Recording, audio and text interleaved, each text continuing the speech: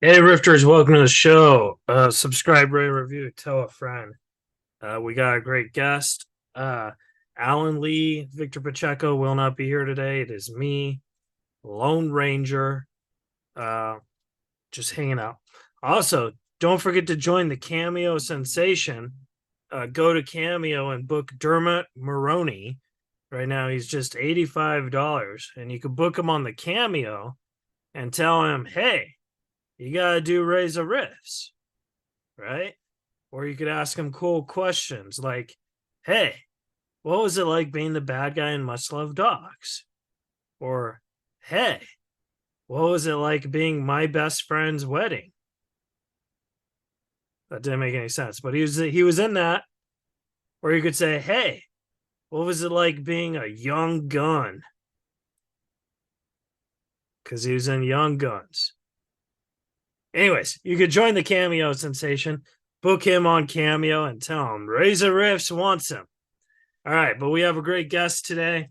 You've seen her in Billions, The Sinner, Homebound, and she has a new movie out called The Herd. And I'm going to talk to her via Zoom. The great Ellen Adair. She's going to be here, and it's going to be fun, guys. So if you like the episode, subscribe, rate, review, tell a friend, and enjoy Razor Riffs with Ellen Adair.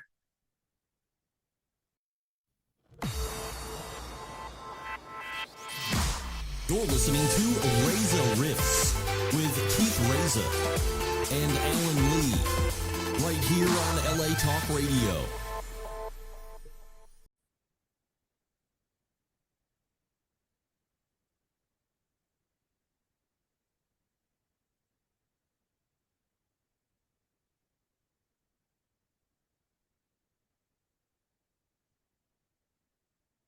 Hey, Ellen.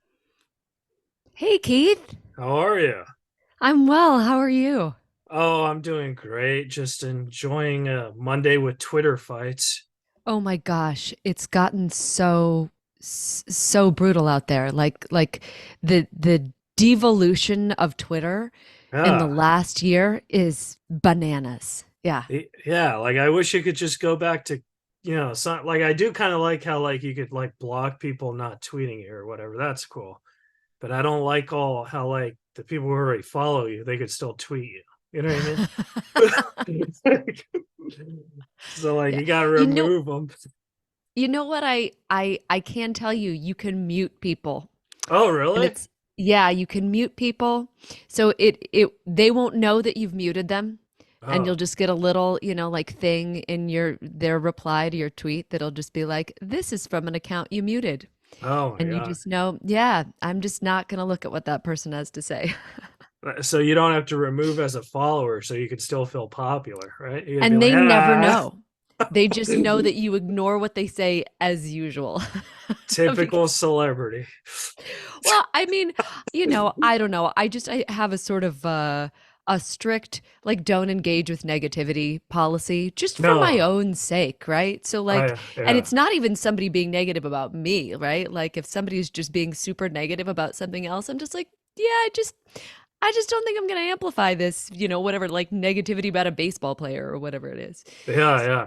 I actually did want to talk about baseball because like what I like to do is I like to try my hardest to listen to all interviews, my guests have done so I don't ask the same questions. oh You my know, goodness. I try my hardest. And with you, every single podcast was a baseball podcast. And I was like, oh my God. So you're like a huge baseball person. I am a huge baseball person. Yes, yes, I Oh, enjoy baseball very much.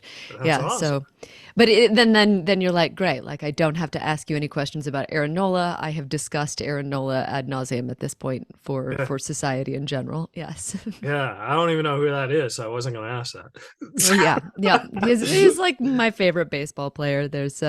He's going to be a free agent after this year, and so there's much kerfuffle in Phillies land. The Phillies are my life partner.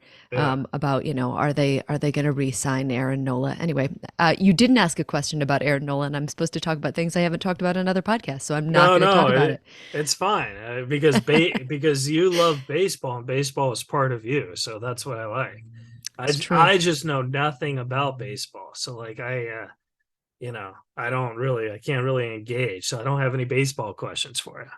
Are there other sports that you like, or you're not really a sports person?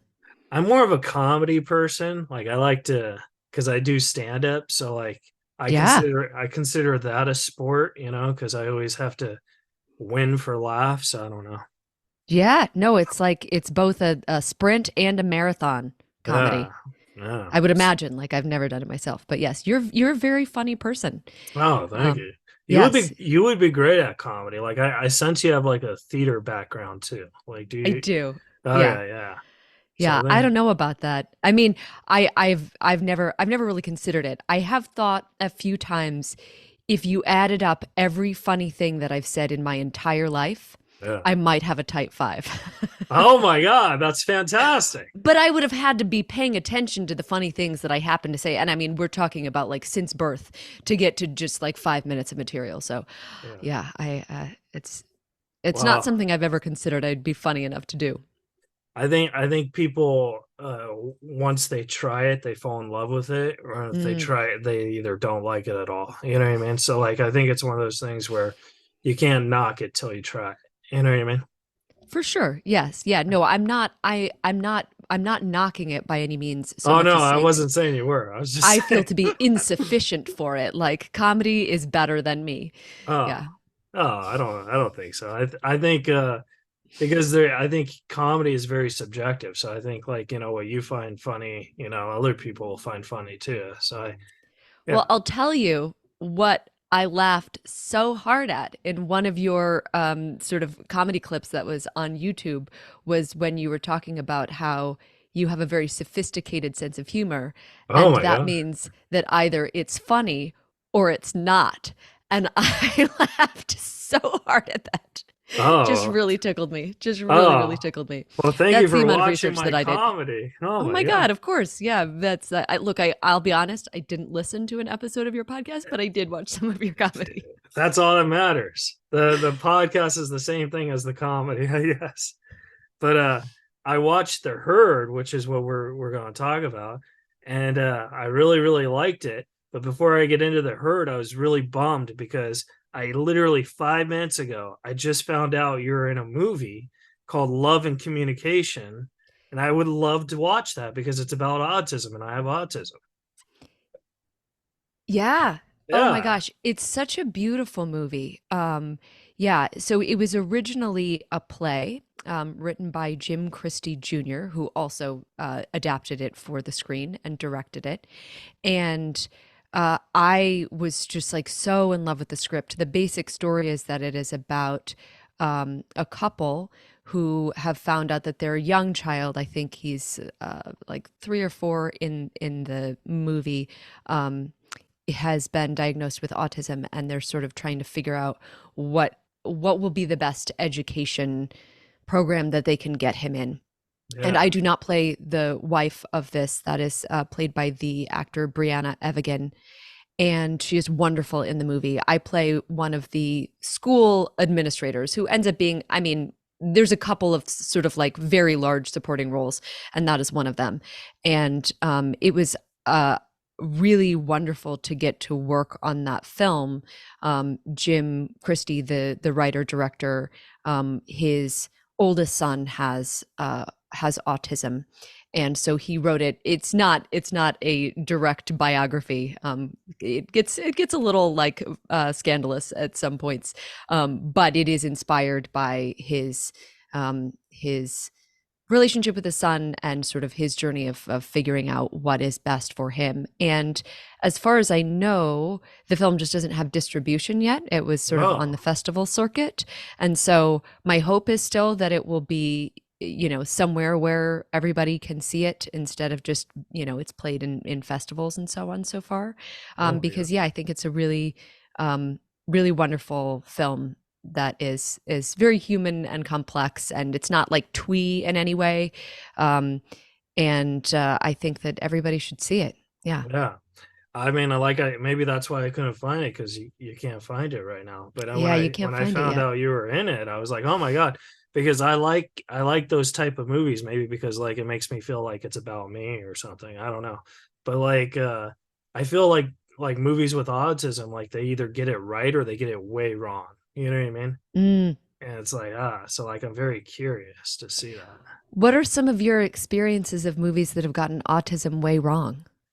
Whoa, Like if we there, can just out some movies right yeah, here. we could just out some movies.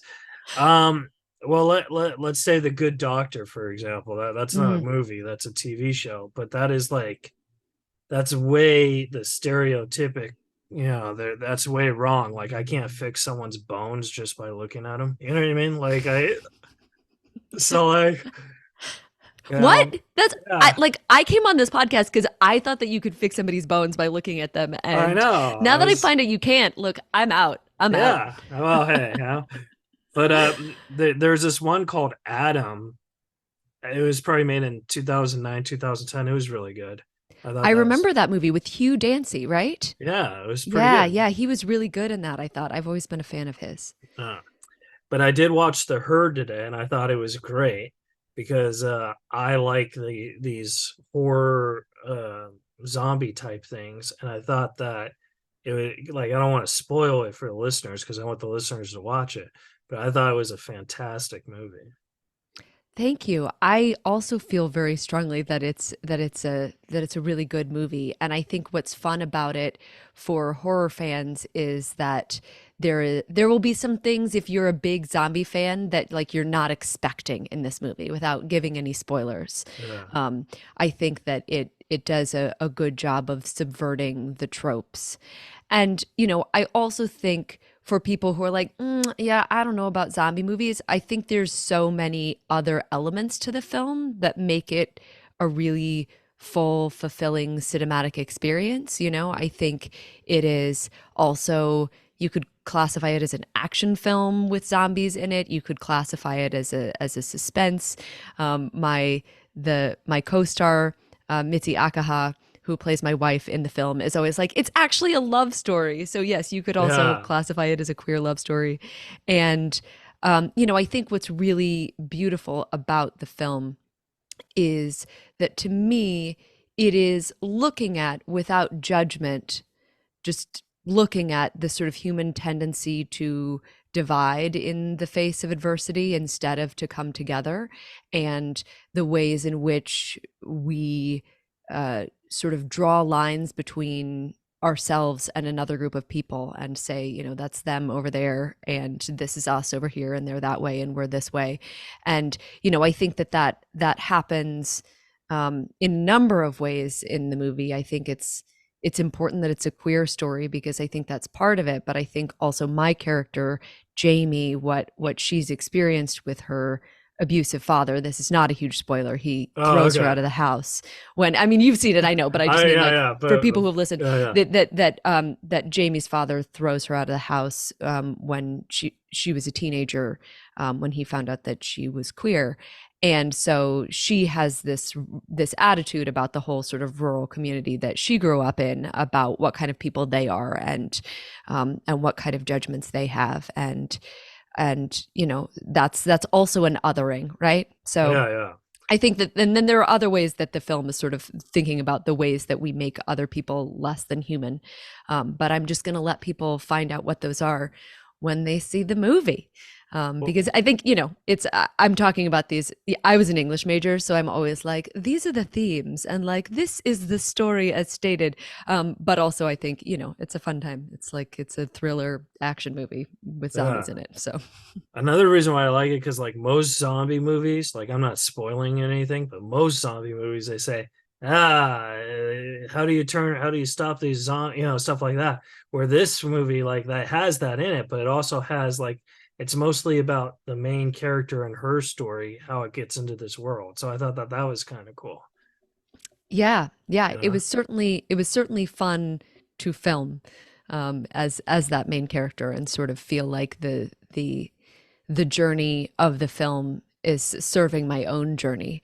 I mean, my own journey as the character, Yeah. which, I've been I've been the lead in a few films, but it's somehow I just realized, oh, it's different if you are the lead of the movie as opposed to like you are like a lead of the movie because you are the lead's best friend or something like that. Because Yeah. even in that case, you still sort of exist to serve the journey of the main character.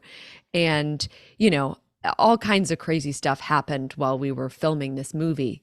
Um, I mean, just like physically to me personally, I got I got stung by a bunch of, I mean, look, I don't want to misclassify our winged friends. I think maybe they were hornets, like ground hornets or yellow Right. jackets Yeah. or something, not bees, right? I'm not here to commit like anti-bee slander. Came out of the ground and like stung me all over my body. Oh my They were in gosh. my hair. I got a bunch of stings on my scalp. Yeah, it's crazy. That happened. Um, I partially tore my hip flexor. And Ouch. that made some of the action stuff in the back half of the movie real hard. I was glad that we had a stunt coordinator to help me and, you know, do some of the stuff that I normally would have been able to do, but I was like, I can't do that right now. She's amazing, Ashley Pinn. I've worked with her on a couple of films, and so shout out to Ashley. And Shout what else out that to happened? Ashley. So there's this one scene. It's like the crossroads scene, and there were 40-mile-an-hour winds that day.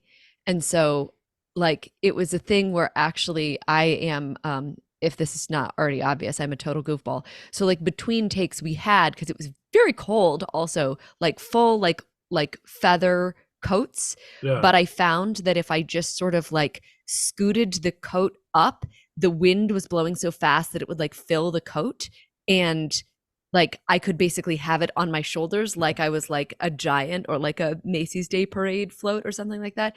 Anyway, that's just how intense the winds were. No, And I know that right now is it's the Santa Ana winds where I'm at, so the winds are just like that. Like I I've was heard of walking, that. yeah, I was walking yesterday and I saw like three dogs flying. It was really cool. Oh my gosh, really? Yeah, they were like woof. Just like, Were they okay? oh, I don't know, but I was going back to your story. I look, I'm a real dog person. I love dogs. I love dogs too. I was just I'm a making real a dog about seeing other dogs. Like if someone is walking down the street with me, I'll just be like, there's a dog. yeah. Oh, there's a dog over there. Like I can't help it. Like I'm constantly scanning the area to see if there are any dogs. I mean, my own dog is like right here behind my chair, so I know where she is. But the story that I was telling about Herd is that I had a piece of like grit fly in my eye, Uh, and so like there are a few scenes, the scenes that we were shooting the day after that, where like the whole interior of my eye is kind of puffy. I had to like go to an eye doctor, which there was no time to do because I'm in almost every scene of the movie. Anyway, all of this is to say I had the best experience shooting this movie. Like what I said while I was filming it was, I want to shoot this movie every single day for the rest of my life. uh, And I would do that. I would do it again and again, even if it was like returning again to like, here's the day where it was like 40 degrees and we did an overnight shoot sitting in an alley yeah. all Well, that night, you know, or um, like whatever it was. I just had the absolute best time. Just the that best people involved in the making of this movie. that might happen though, like without spoiling it, but like there's room for another chapter. You know what I mean? So that's Yeah, I don't know. So Steve Pierce and James Allardyce are the brilliant writers and co-director producer of the project, and I don't know that they have plans for Herd Part Two, more yeah. herdier, but you know, I But would love it people, if they did. yeah, people's minds change within 2 years. You know what I mean? So like, I'm just saying, like, have you ever seen the movie Saw? Like, there's a I'm new movie every year. yes, I am familiar with the Saw franchise. Yeah. Yes, So yeah, yeah. yeah, for sure. Yeah, there's like 9 of them now. Like there's a lot, right? There's almost Yeah, a double digit number of Saws. it's weird because like I'm actually a huge Saw fan, even though I think a lot of the movies are garbage. You know what I mean? So like I uh I don't know why I like them. I just think because they're fast entertaining. You know what I mean? Hmm. Which is what I look for in a horror movie. And like I write scripts too. And like the little trick I know is um because I write romantic comedy and horror thrillery stuff, and I write that stuff because it's the cheapest to make. So like that's what I try to, because I want to sell something. So that's what I learned in the That's movie smart. biz. No, that's smart. Absolutely. Yeah. And it's just easier to get genre films made in general. It's easier to get them funded, Yeah, not just to shoot, but like it's not just in terms of their sort of overall production budget. Yeah, people are because now I've done 4 horror movies. Absolutely love doing horror movies. And people are always like, "Why do you do so many horror movies?" I'm like, "It's what gets made." Like yeah, I'm not upset about it, but I am like yeah. this is the state of the industry at It's present. what's So in. They want don't that. fight it, just go with the flow. Yeah. Well, I wrote a part for you. If I ever sell it, I'm gonna say, hey, I want Ellen Adar on it. Oh my gosh. Yeah, Yeah. absolutely. Yeah. And then I What's wanted to. Oh, Can you what? tell me a little bit more about the movie? You don't have to tell me about my part. You could just tell me about the movie. Unless you're like, "Oh no, I've got to keep this under wraps. I don't want No, somebody listening no, to steal my idea." no. It's fine. I mean, if they steal my idea, that's great. Uh, it's basically about a cop whose son gets kidnapped, right? And then like 3 years later, another child gets kidnapped, and this cop's on the case, and he thinks it's the same kidnapper who, you know. So yeah, Yeah. so it's kind of like that. So it's like a cat and mouse type of thing, and So good. your part is his partner. You know what Oh, I mean? yes. Yeah. Yes. So you survive. So for part two, I wanted to keep you alive. Awesome. Yeah, Thanks. yeah, Yeah. yeah. But Yeah, so I yeah, love playing a cop, man. I've done it a yeah. couple of times. It's a lot of fun. And speaking about playing a cop, this is for The Trick, which I Yes. thought was great. And it's one of those weird movies where you don't start off as the lead, you start off as like the side character. And then as the movie goes on, it seems like it's more your movie. You know what I mean? Oh, well, that's a kind Does assessment. that, Yeah, I does that still make feel like I sense? was Yeah. definitely, I mean, I no, I appreciate that. I definitely Yeah. feel like I was the lucky and happy to be second banana to the wonderful Omar Epps in that movie. And Christina Reyes is also fantastic and really a wonderful actor to work with. Yeah, man, I had a great time on that movie. What I feel like I want people to know about what it's like to work on a horror movie is like it's more fun than to work on anything else. Yeah. I just feel like maybe because you're shooting a horror movie like it just tends to be that people are really like just having a good time, like joking with each other and keeping things really light in between the takes, unless, of course, you're like, I have to be really intense about this, so I'm going to step away from that because Yeah. of whatever you're filming upcoming. But yeah, I had a great time on that. I absolutely loved working with Patrick Lussier. He is talk about a funny guy, so Yeah. funny. Yeah, I wish I could.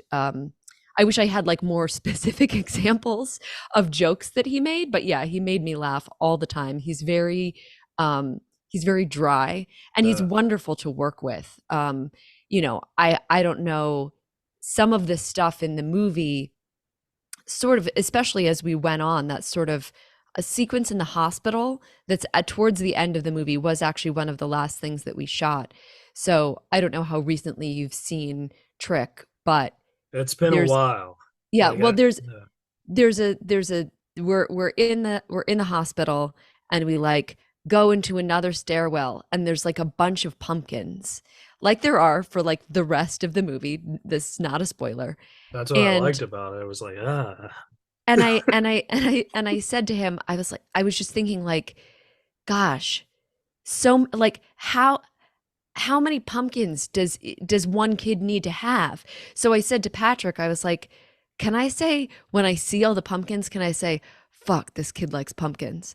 And he was like, yeah, absolutely. So, like not every director that you work with is like that open to, often I find directors are open if you're like, oh, can I kind of like move these two lines around? That'll feel better for me. Not on TV. On TV, they're like, there's supposed to be an and here.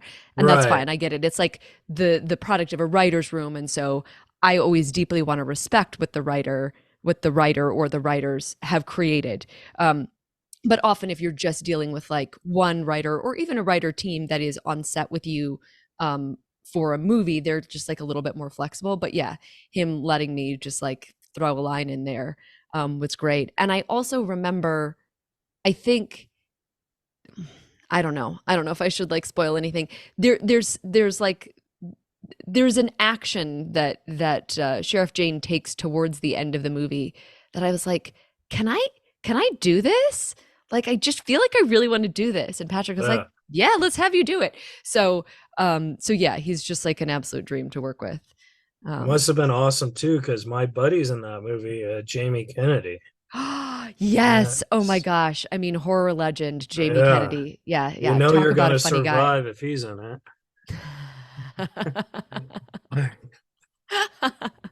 Yeah, totally. Yeah. Yeah, I did get I think just one scene, maybe it was a couple of scenes.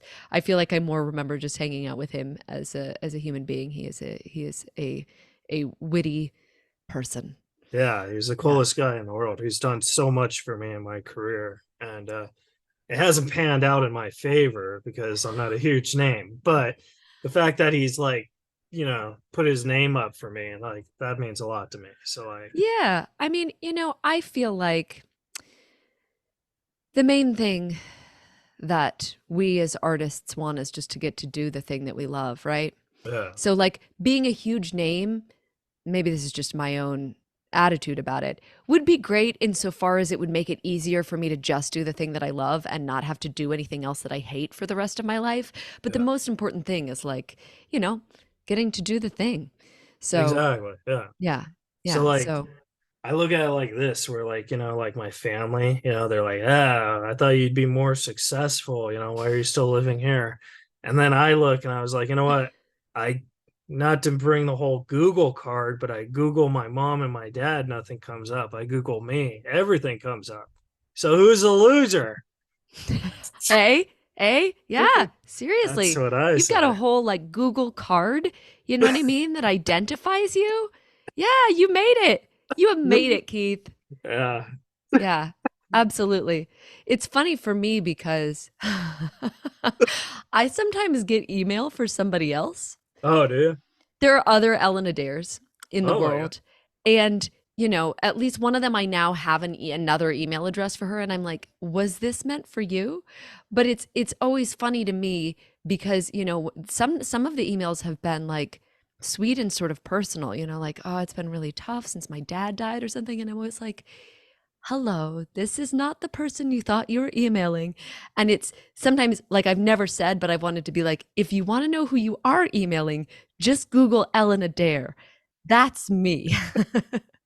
So yeah, anyway. Is that how I got you on the podcast?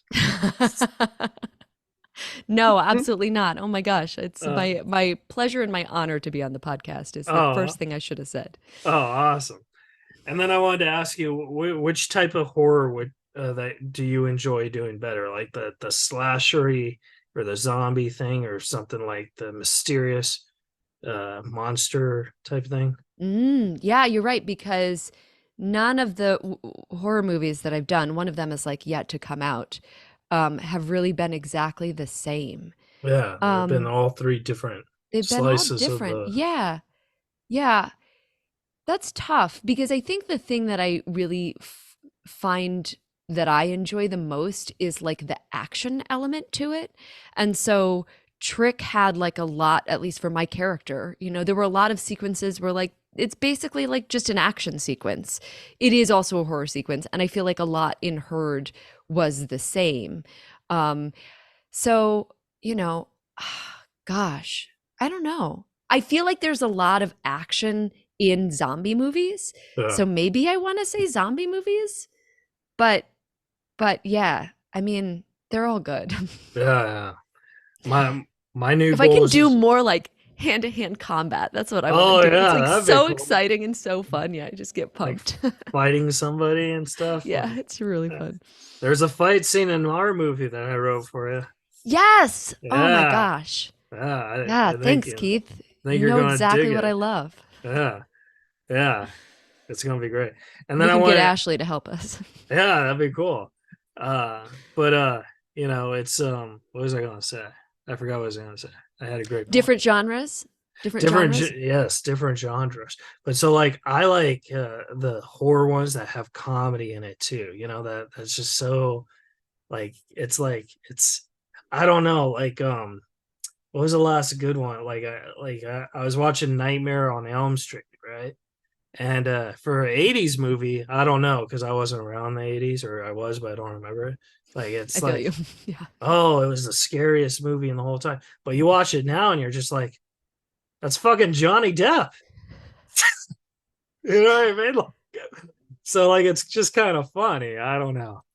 Yeah, I love horror comedies. I think that those two genres actually blend together really well Yeah. because I think they're both about sort of like tension and release.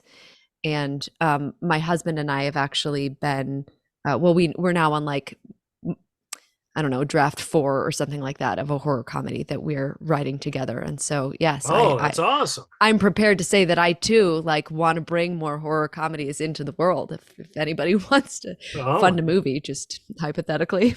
yeah. Well, yeah. I mean, fun my movie, fun Alan's movie. Yeah, I need about $10 million. I don't know how much you need, but you know. I think probably less than that, but Oh, okay. not like it's not a micro budget movie for sure. Yeah. Yeah, because I wrote it for you and John Cusack. So yeah, I gotta get, you know. Yeah, yeah, yeah, yeah. Yeah, yeah, yeah. I got, That's a bigger budget. Well, fortunately, you can save a little bit on me. yeah, I gotta save for the Cusack. You know what I mean? Yeah, yeah. So like another thing that I learned for all the screenwriters, amateurs listening is you always want to write movies for like Nicolas Cage right now or something, because like he's so broke he'll do every movie. You know what I mean? Okay, maybe that's I bad mean, advice. well, I was just thinking like, look, SAG has been striking, and so obviously, like, and maybe it's just worth mentioning here that like Heard has the interim agreement, which is why I'm allowed to come on and talk about Heard, Yeah, because it is an indie film and not at all associated with the AMPTP. But anyway, that proviso aside, I feel like a lot of actors right now are like, yeah, I'd do a movie. yeah. Yeah, a lot of them are doing college movies at my college now. They're like, after the strike, we're gonna go to the film department and just film a short. Really? No, I was just Okay, trying to look, be I'm fun. very as an actor, I'm just like very credulous, right? I mean, you said dogs were literally flying, and I was like, are they okay? Uh, Anyway, so yes, this is uh this is either the just best podcast or the worst podcast. I apologize. I mean, I certainly don't think it's the worst. I don't know. I haven't listened to your other podcasts. I'm having a Oh, great time. I feel oh, like we're a good duo, right? Because like I'm the goofball who believes everything, right? I uh, mean, it's like that's an actor's job, right? Is to be like whatever the ridiculous circumstances are, I believe it fully. So uh, yeah, you're like, yeah, these famous people are doing movies at college, and I'm like, gosh, like I don't know, like maybe they are because like the strike and like actors just want to work, so I'd buy it. yeah. I actually do have a good idea for a short. Like it's called Lemonade, right?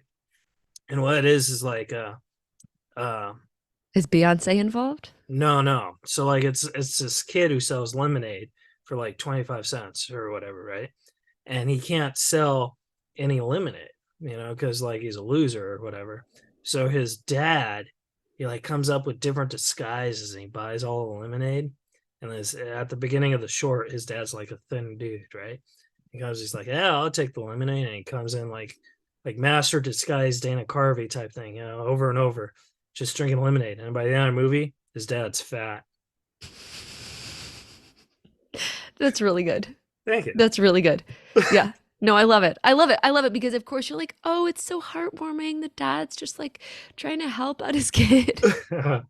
His dad's Yeah. fat and broke now. Yeah. Yeah. I mean, that Well, would be a lot of lemonade. I mean, I don't know about a 25-cent lemonade in this economy. oh yeah, yeah, that's true. I was just 50 thinking cents about, at least. Yeah. yeah. I think when I was alive, when I was a young kid and making lemonade, it was 25 cents. But Yeah. No, but you know same, what? You know same. what? You know what these fucking kids do nowadays? Like they go to a grocery store, right? And they buy already made lemonade. And then they just pour it in a cup and they're like double charging it. You're like, I didn't know you knew how to make lemonade. He's like, yeah, grandma's secret recipe. And you're like, Yeah. these kids are Yeah. I mean, smart. They're not smart. You know what? Because I feel like you'll get much better profit margins if you make your own lemonade, right? I If do too. Yeah. yeah, like especially if you're going to get something that's really good, like Newman's Own, man, that is good lemonade. Yeah, yeah, and then like you keep, I think it's like a scam, kind of like Girl Scouts and Boy Scouts. You know what I mean? Like these cookies. Are they really that good? Are they really worth $15 a box? I don't know. It depends on the cookie. Yeah, but Depends on the cookie. they don't tell you that. They just want you to they just want to sell these boxes, and you're like, yeah, I bought a box of lemon cookies, and they're like, ugh. Lemon cookies absolutely not worth $15. No, no, no. Shortbread, get the heck out of here. Yeah. However, the in my childhood, I believe they were called Samoas, but now they might be called Caramel Delights. Oh, Worth every penny for really? me. Yeah. Yeah. And Oh, the thin mints are also good. Ooh, those like peanut butter cookies, also good. Yeah. yeah. But definitely, I mean, yeah, I'd potentially pay $20 a box for those caramel delights. All right. What's your favorite cookie? Like if someone says, Alan, I could give you a magical power of any cookie you want, anytime you want. What cookie would you do? I mean, I'm gonna choose a homemade cookie and not a store-bought cookie. Okay. And I'm gonna choose, might be a controversial opinion, oatmeal raisin chocolate chip. Oh, that's a good one. Oh my gosh, so good. Because Yeah. I really love raisins. So some people like feel offended by the existence of a raisin in a cookie because they're like, I thought these were chocolate chips and now they're raisins. Whereas I kind of like the roulette of like, is it a raisin? Is it a chocolate chip? Like it's gonna be good either way for me. And Yeah. an oatmeal cookie. What about you? What's your favorite cookie? Well, my aunt asked me this question 2 days ago, and I said, my favorite cookie is the one you don't bake. Harsh. Yeah. I think I would do the oatmeal cream pie ones, the little Debbie ones, Oh yeah. because Oh yeah. I So think good. I think that's just like heroin in a box. You know what I mean? Like I've never tried heroin, but I think it's just as good because like I've OD'd on that stuff before. Yeah. Yeah. Like I Yeah. bought 4 boxes one day. I was like, Oh, yeah. Is that where the lemonade sketch idea came from? maybe I don't know. Uh, Uh, so yeah, then, you add some frosting to an oatmeal cookie, man. Mm-mm-mm. oh yeah, it's the best. And then like another interesting thing about you, which I don't know if you know this. I mean, I'm sure you do, but you're in, I would say, 3 of the best shows of all time. You know what I mean? You're in Billions, which is the best show ever. You're in Homeland, which is the best show ever. And you're in The Sinner, which was very, very good. And I think it had potential to be great. And then they just knocked it out. You know what I mean? Yeah, no, I'm like very, very lucky to have gotten to be a part of such excellent shows. Yeah. Yeah, they're all incredible. I I have, I man, they were all so wonderful to work on. My parts on Homeland and on The Sinner were a little bit larger.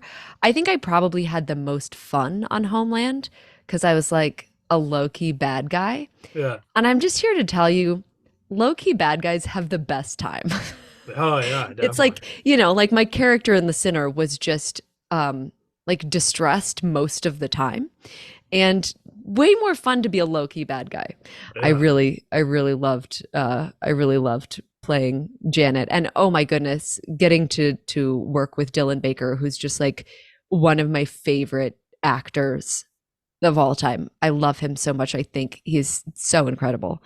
And he's such a fun and funny and like really genuinely nice human being. It was wonderful to work with him.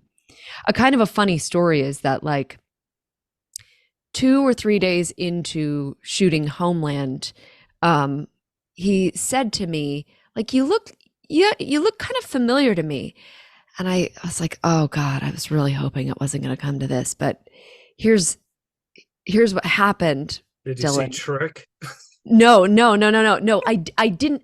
I never thought of that as a possibility. I was in Uh, like, I was like in like 2011. I I accosted you with my fan love in the Times Square train station because I had just seen him in God of Carnage on Broadway. And the opinion that I have always held is that Dylan Baker classes up everything that he does. Like whatever you're watching, you're like, oh, this is good, this is good. And then like Dylan Baker comes on screen and you're like, oh my God, this is amazing. Now this project is incredible. That's just how I feel about him. Same Yeah, about his wife, Becky Ann Baker. Oh my gosh. Like because his they're, presence changes a scene. yeah, Yeah, I yeah. I know what you're saying. Yeah, Yeah. And so that's what I told him. And, I was like, I was so excited to get to see you in the play. And, and I'm just such a big fan. And he was so gracious and so nice to me. And so this is now, I mean, like, I think it was 6 or 7 years later that then we were working on Homeland. And he was just kind of like, oh, huh. And then, like, the next week, he was talking about something that he had seen on Billions. And I was like, oh, I'm on that show.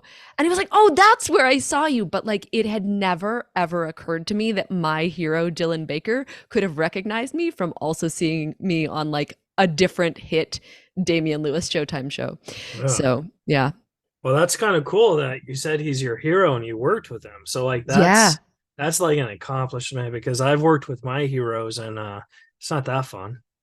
Oh, I don't know. I had the best time. Also, Carrie Coon Yeah. on The Sinner is like a real hero of mine. I just think that she's just astonishing. I've seen her on stage and on film. I feel like I have um, just somehow even greater reverence for people who I have seen be really incredible in person on stage and then also see how good they are on film.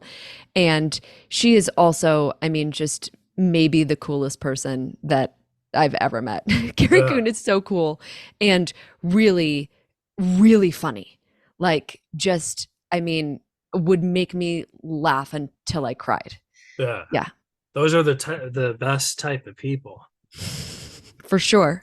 The You're in that company, my friend. Oh, thank you. Yes. Thank you. Yes.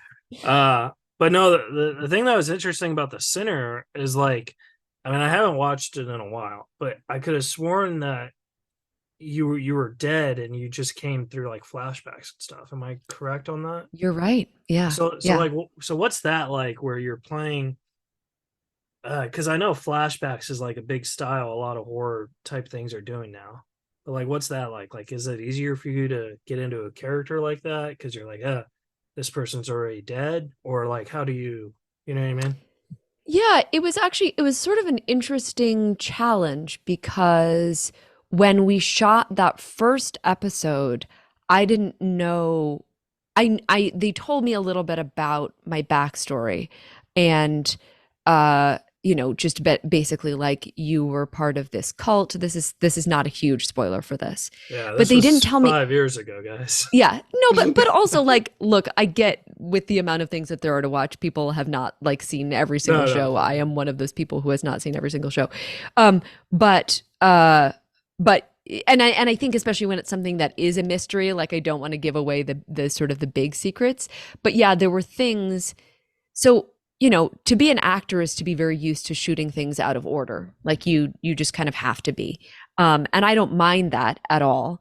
I think it's actually nice to not have the first scene that the audience sees be the first thing that I am doing, so that by the time we get to that, I have a little bit more familiarity with just embodying the character and stuff like that. But in the case of The Sinner, I didn't actually know what the full backstory was going to be because Yeah. it was television, right? And often for television, I think that makes it really fun. Like for example, on Homeland, I really enjoyed that I didn't exactly know what I was going to end up doing because I feel like that's like life, right? Like we don't exactly know what we're going to end up doing. But yes, to sort of shoot the first episode and know that I was going to be involved in the rest of the story, but just not totally know all the parameters. That was definitely, there were a few things as we were filming the later episodes that I wanted to be like, can we go back and can I just shoot something in that first episode again? Yeah. But yeah, Antonio Campos, the director, he directed a lot of the episodes in season one. And in season 2, he was directing fewer of them because he had just had a baby.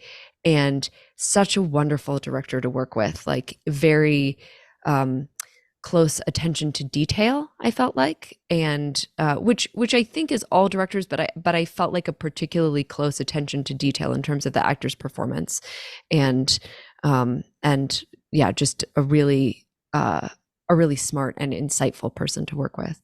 So did it suck that you didn't get a chance to work with Bill Pullman? Because I don't think you had any scenes with him.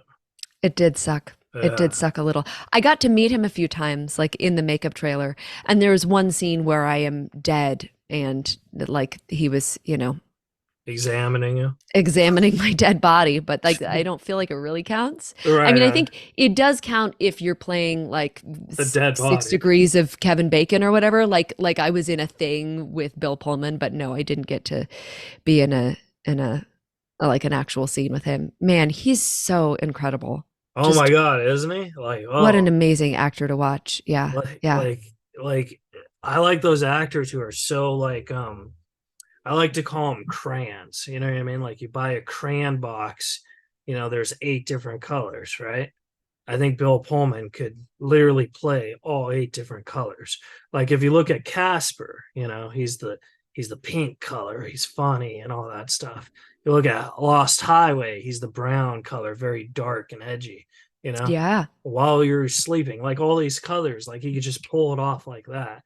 And I think that that's amazing. And I heard he was a professor before he was an actor, so maybe that's how he knows his colors. I don't know. Yeah. I mean, I feel like he might be one of the like big 64 box of Yeah. crayons, the kind with like the sharpener built in. Man, Yeah. that was the real status symbol when I was a child. I don't know about you. Oh no, yeah, I remember. I remember like I had to beg my parents to buy me that big one, you know what I mean? Because I wanted to be cool. And now that Not you look, just be cool, but have all the colors. You know what I yeah, mean? Like you got to have periwinkle. exactly. But now that you think about it, you just think, yeah, I just really needed the typical 8. You know what I mean? Because like you could, I don't know. Maybe that's just bad You got to joke, get that bad joke. crayon sharpener. Yeah, crayon sharpeners were like the worst invention ever. Have you ever noticed that? Like your crayon would break, right? And you're like, I'm gonna go sharpen it with my crayon sharpener, and you put it in, and then half your crayon's fucking missing. Yeah. You're Yeah. like, I guess it was a status symbol, but it was better than not having it. Like every once in a while it would work. uh. Do Just you like do? such a great marketing slogan. Every once in a while our product works. But yeah, like, like cuz oh man, when you got that like super sharp crayon, so Uh, satisfying. oh And then when yeah, it sort and of it's all like dark, when it and you're dulled like, down a little bit it was fine, but when it went flat, then it was like, uh. yeah. And then they came up with the glitter ones. You know what I mean? Like that was that. Like, my sisters love that. They ended up being strippers. But anywho, I'm uh, sure it's related. yeah, yeah. I'm I'm just sure. yeah. But the last question I had for you is if you could go in a time machine Oh, and fun. yeah, and talk to a younger Ellen Ador and say, hey, uh, I'm you from the future and I'm here to give you advice that you don't know yet. What age would you travel to talk to you yourself? Oh, huh. Well, I mean, how granular is this advice, I guess? It's whatever you want. It's whatever, yeah. What Hmm. you wish you knew when you were like, when you were whatever age. You know what I mean? Yeah, well, I mean, I guess if I had something I've thought about a lot is I was on tour for about a year when I was like 24 or 25, and I was pretty miserable. And I've always thought if I could just go back and tell myself to just work on my book more, and just be like, that's okay. This is your life now. You're just working on your book. Instead, I spent a lot of time writing about, because one of the things I needed to do was be the tour historian. Uh, So I spent a lot of time writing about like our performances and and that didn't help me escape the like depression that I was in. Yeah. Even though, you know, it wasn't specifically, well, I don't know. In one case, it sort of was the play that was contributing to my depression. So, but that feels like that feels very specific. Um, I feel like if I could go back and just give myself some kind of like blanket advice, um, I feel like there are, because yeah, there's so many things, there's so many ways in which I feel like, is it that I am getting wiser, or is it that like the earth generally is getting wiser, like humankind, everybody's consciousness is sort of evolving. And I am hopeful that actually things are going to be that there are ways in which things are easier for young people who are growing up now versus the way that they were when I was a child, potentially when you were a child as well. There are also Yeah. ways in which I think it's a lot harder. So, you know, maybe it's kind of like, where is that thing? So I guess I think of, and I'm sorry I'm rambling, but I'm just kind of I thinking about this. I love rambling. I think two things. So the first thing would be, and this is sort of spiritual, so bear with me here. It's not meant to be like specifically religious, but this is my experience of being alive. So here's what I would tell myself: know that if you can learn to distinguish between the the presence of God inside all of us, which is how I talk about it, but you could also call this like innate spiritual wisdom or intuition, whatever. It doesn't have to be religious. So, like, if you can distinguish between that voice and the rest of your like mind chatter and judgment and so on, that spiritual intuition that is in all of us, that is actually the highest authority for each of us individual. So there's nobody with better answers for you than that.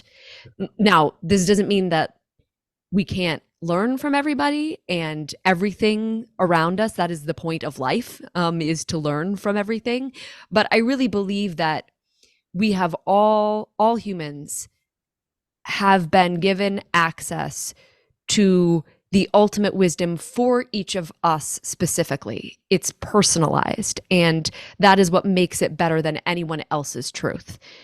But their truth is also true for them. If we can also respect that, well, I mean, I think the world would be a better place.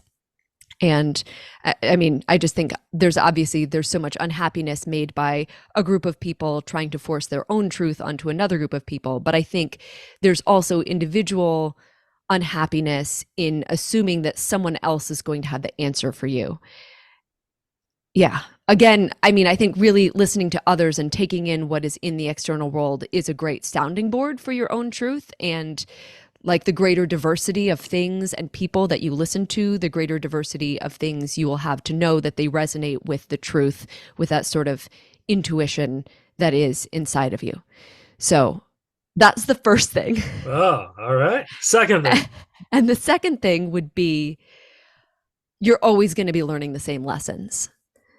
So I feel like I'm not, at this point, I have not arrived to some point where I'm not basically like fighting the same battles that I was when I was 8 and 12 and 20.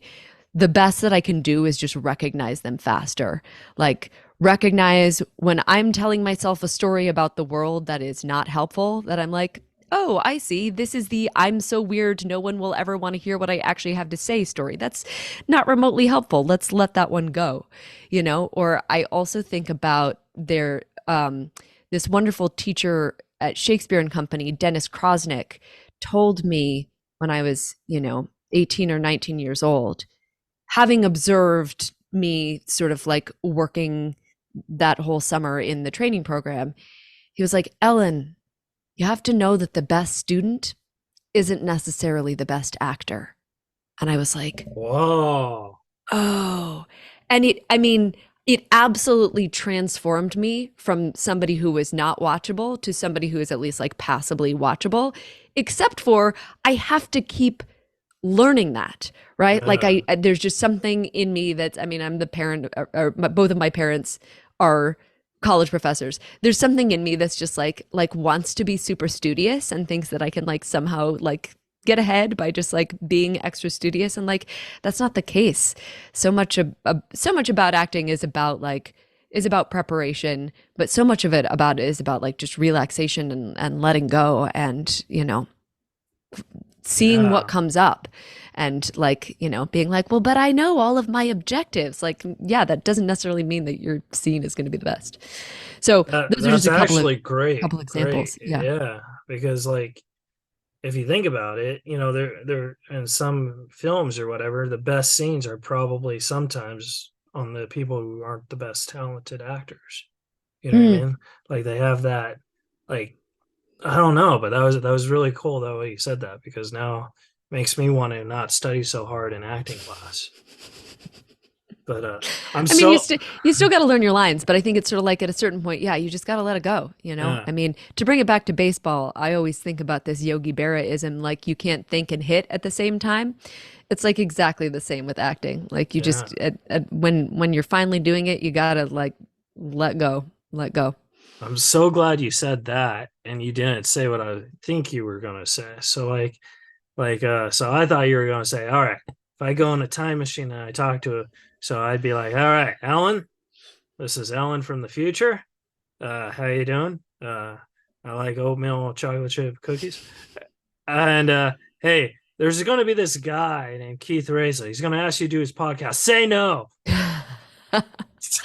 Oh, absolutely not. No, no. Oh, Look, okay, look. I feel like excellent. all of my angels have guided me here today to getting to Uh, talk to you. so then last question. Actually, I have two more questions. Are you on Cameo? No. We should get you on Cameo. I think you would be great on Cameo. Well, thanks. Do you think anybody would want a cameo from me? I would book a cameo from you. Thanks. All Yeah. right. I'll All get you right. on I'll get you on Cameo. All Because I'm right. I'm Sure. on Cameo. Awesome. I I'll could be do it. like, hey, this is my girl. Get her on Cameo. They're gonna be like, all right. Uh Sure. Sure, sure, yeah, sure. Look, SAG is striking. I'll exactly. take it. And then the second question is where can the folks at home follow and support you at? Oh, so kind. And I apologize for being so annoying. I mentioned that there are some other Ellen Adairs out there, and that it has resulted in me not being able to get my name at every single social media platform. So on Twixter, I am at Ellen underscore Adair until that particular social media platform sinks into the sea. On Instagram, I am Ellen Adair G, just like the letter G. That's my like last married name, so that's why that's on there. On TikTok, I'm at Ellen Adair, and on Blue Sky, I'm at Ellen Adair. What is So Blue Sky? Blue Sky is, I mean, I'm just really hoping that it like takes over for Twitter. Oh, okay. It's the I believe, look, I don't know a lot of these things about it, so take everything I'm about to say with a grain of salt. But I believe that it is the old creators of Twitter have just like created a new app.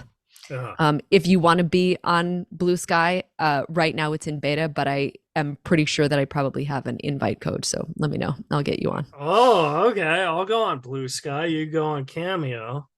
And Great. We're going to trade. we're going to trade social media It's going to be awesome. It's going to be like Christmas and Thanksgiving on Halloween. Yeah. Mm, Yes. Oh, excellent. the combination of all the holidays. So before I let you go, I wrote a joke for you, I'm and I wanted to tell you to see if you liked it. so excited. And if you like it, I'll use it on my on my next show. If you don't like it, I'll probably still use it on my next show.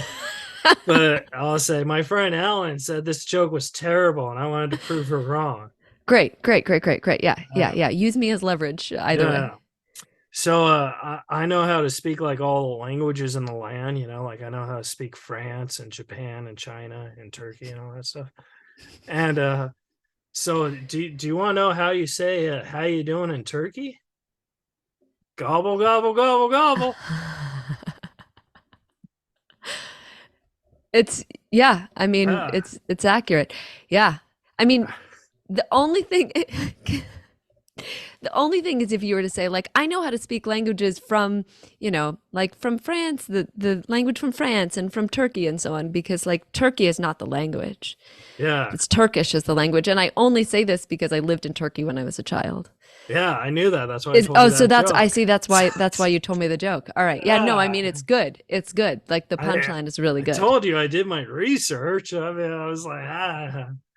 But no, like the joke is because I'm so stupid. I know that it's Turkish or France or French, and but I don't act like what I mean. I just feel like it sort of telegraphs the Yeah. the punchline. Okay. But look, you're the comedian, I'm not. No, It's no, very you're right. You're right. I'm gonna say it tonight. awesome. Okay, I'm gonna And say, you can listen, say my friend Ellen loved this joke. my friend Ellen kind of liked this joke, then kind of didn't. I do. Oh gosh, I'm sorry. I've No, just been in Ellen. too many writers groups to not be like, "Oh, this is great, but you know how you can make this better?" Which Yeah. is the most annoying thing in writers groups, really. You should just listen. Look, what did I say? You should listen to your own spiritual intuition about what makes the best joke. Like, screw me and what I think. Yeah, no, I didn't say that. No, I'm saying that. I'm saying that oh, right yeah. now. It's the most important thing any Well, writer can know is like if somebody tells you something and you think it's dumb and it doesn't square with your own truth, just be like, "Thank you so much for your feedback," and then yeah. never take it. Uh, well, Alan, this was the highlight of my day. Thank you so much for being my best friend for 45 minutes, and it was really nice making you smile and laugh. So thank you so much. Oh, look, it was so nice to be made to smile and laugh. Yeah, absolutely the highlight of my day as well. And I'm excited for when we make a movie together and laugh all the time. Oh, it'll be cool. All right, I'm gonna get you on Cameo. I'm gonna email you my phone number, and then I'll text you the code. Great. All right, Exciting. I'll see you later, Alan. All right. Thanks, Keith. Bye. Bye. You're listening to Reza Riffs with Keith Reza and Alan Lee, right here on LA Talk Radio.